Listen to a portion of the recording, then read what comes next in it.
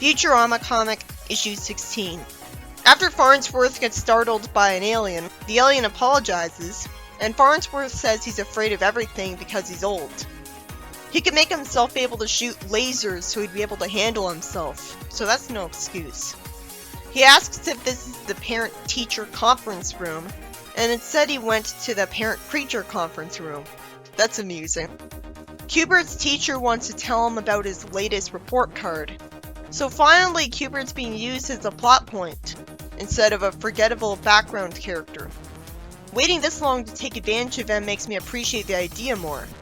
He gives Farnsworth something more to do as a character because he's also in a father role, which is interesting because he's old. He's disappointed because Cubert is a model student who got an A in every class. I guess he's disappointed that it wasn't an A+ every time.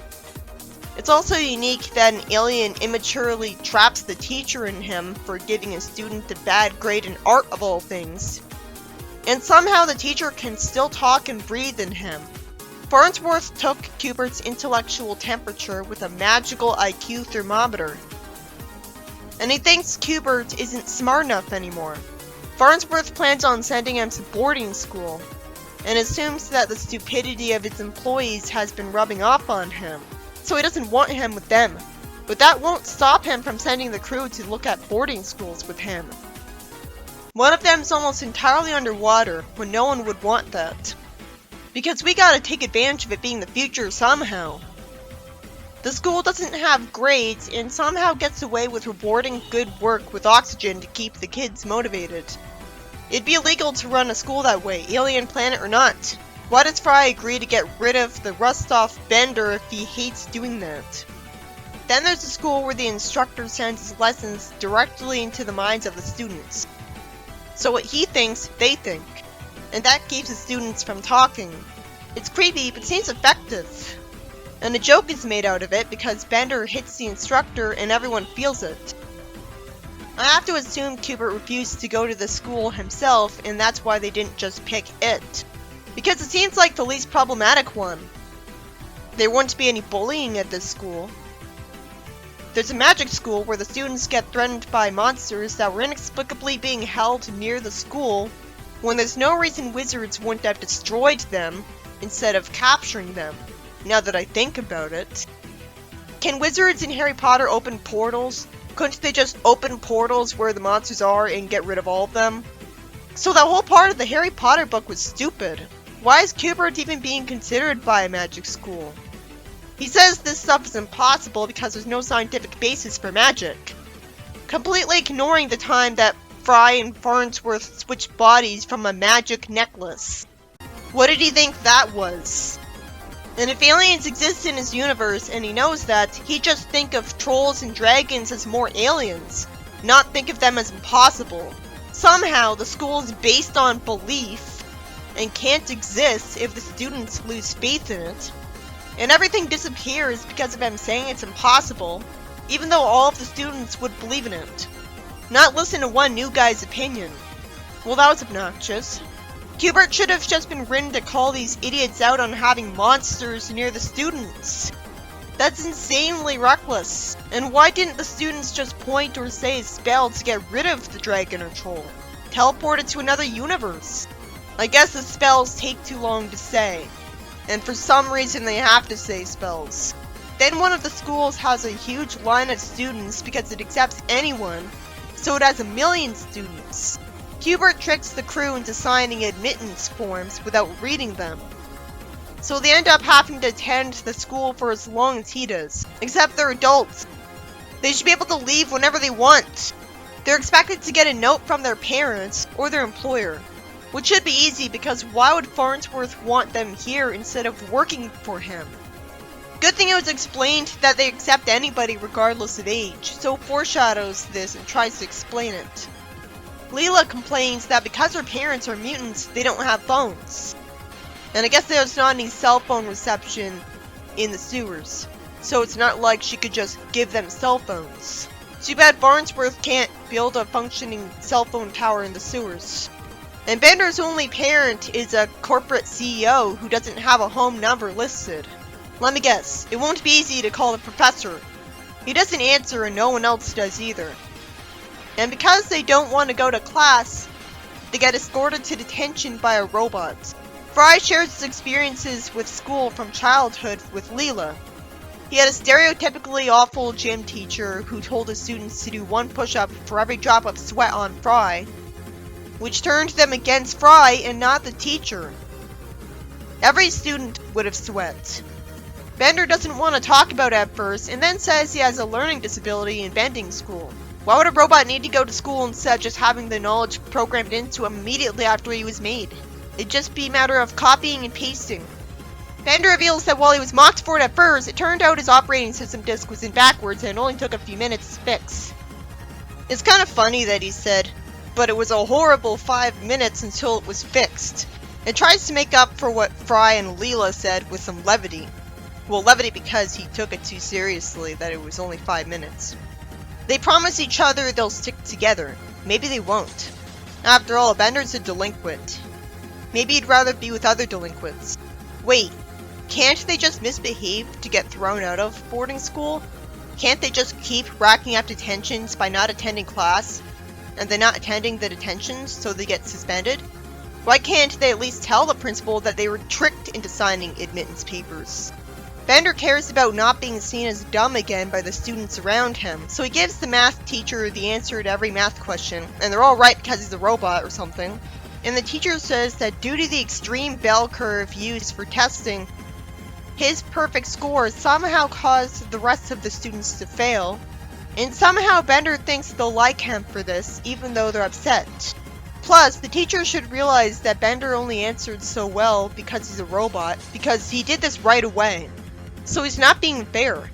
Leela tries to talk with slang to endear herself to the other students just to offend them, and one of them accuses her of trying to sell them drugs, which would only make sense if she was just saying that to insult her slang. They should be written to decide to ostracize her because of her eye, and not because of how she talks. Because that would have been expected. She says she'll leave them alone and be studying in her spaceship. They're all impressed with her just because she can drive and is the ship's captain. But that alone wouldn't make her popular because she still looks like a one-eyed human. But it is refreshing and nice that she's popular for a change, even if they're just using her. And it's at least a surprise that Bender's hated for doing well in school instead of for pulling pranks and being a bully. But it's also not how you'd imagine. There's no reason he'd think that dressing up like a nerd would make the students think he's not a nerd. And he'd never think that it's a good disguise either. Fry's written to think that not all gym teachers are sociopaths. If the writer knows this, he should establish that with an actual character for a change instead of relying on telling instead of showing. Because we don't need another cliche. Fry's told to start doing push-ups by the students because they want him to get in trouble for doing unauthorized exercise because the teacher is a control freak and looks like a horrible inside-out man. I really don't need to see Fry being tormented by a bad gym teacher cliche, especially when he already told us he had trouble with that. At least it's interesting that he can set the gravity level really high. They would have liquid nitrogen for showers. Fry's alive and merely shivering after that, and Bender has no reason to come to the wrong conclusion about how he can get more popular. The kids outright said why they hate him. Leela doesn't want to find a way to escape because she's popular, and Bender of all people cares about homework, instead of being lazy to the point where he wouldn't even want to do 1/8 of a thing. If he cared about most people liking him, he wouldn't be a constant criminal who even steals from his own friends. And he's a robot while they're all not, so it's not like he couldn't take them. He should know that if they hit him, they just hurt their fists. Hubert has a plan though. Leela's told by the girls to slingshot around the sun and go back in time an hour so they won't be late for class. Apparently that's possible because it's a magical ship. And somehow that's bad for the sun, and possible, but she agrees anyways to impress people who clearly won't ever like her for who she really is. Bender just had to have that backstory to try to justify the impossible scenario where he thinks people would like him for being a teacher's pet, when he'd be the first to bully that person. You'd think he'd have fought back instead of getting bothered by them. Isn't he a mugger? Realistically, he'd just get expelled on the first day. Salem in the Sabrina 2000s comic acted more like Bender in school than him because he pulled pranks in college. Somehow Leela triggered a supernova, and Bender tells the dean on her. Thankfully, the evil gym teacher collapses, hopefully unable to harass any more students after that. Bender tells Fry that Leela's in detention and they need to take the ship and get out of here. Fry pressures Bender to try to save everybody. The dean tells them that the school year won't end until 4 months from now, caring way more about following the rules than staying alive and keeping everyone else around him alive. Wouldn't he get fired for endangering everybody? Wouldn't he know that? Hubert's so-called brilliant plan still relies on the dean agreeing to let them leave school grounds. The dean says Leela's lucky she wasn't expelled for joyriding earlier. How's a joyriding with her own vehicle? Oh no, she's having a joyful time. Anyway, somehow Fry only got the idea to try to get them all expelled from this when it was an obvious idea right away. He takes papers out of Bender's chest and reveals that Bender has been breaking into the math teacher's desk at night and stealing the test answers. Fry says they were all in on it, so he gets them all expelled. Hubert points out the chain locks on the bikes. Fry and him have an amusing exchange. I get it. We use the chains to beat ourselves unconscious so our flaming deaths will be less painful. Yes, that's a plan. Or if you'd rather have a non-stupid one. Then we see the bike chains connected to the school, which is getting taken away from the sun by the spaceship. And Leela's gonna drop off the school at the Romulan Neutral School Zone. They come home and finally come back to that mystery where Farnsworth is missing. The road seems deserted, and Leela's wrist scans the perimeter conveniently, telling her that they're the only sentient beings left on Earth. This won't stick. It turns out it's going to be explained in the next issue, because now they're going to have continuity. This story was about Fry, Leela, and Bender being stuck in boarding school with Hubert since he tricked them as a punishment for forcing them to waste time going to various boarding schools. And for some reason, they don't instantly realize they can just get themselves expelled, even though Leela and Hubert are supposed to be smart, especially Hubert. All they have to do is get themselves suspended and they never go back. Instead, Fry takes forever to think of that plan. After somehow Leela caused the sun to go supernova, and they had to drag the school away from it with bike chains. That's one strong spaceship with such tough materials. It is a creative twist that Bender's trying to impress the students by doing well at school, but it makes no sense for his character and only tries to justify itself with a backstory that just got made up for this issue. And with the joke where he's dressed like a nerd. He would be a delinquent constantly stealing from students and stuff. Pulling scams to get money. Not the hated nerd teacher's pet. You would think, if anything, that would be Leela. She even wore glasses when she was a kid. Leela at least thought she was popular, but no, they just wanted her to drive. Fry shouldn't have had a subplot at all. It wasn't creative that he had to deal with a sadistic gym teacher, and that guy looked terrible. At least there was an intriguing cliffhanger.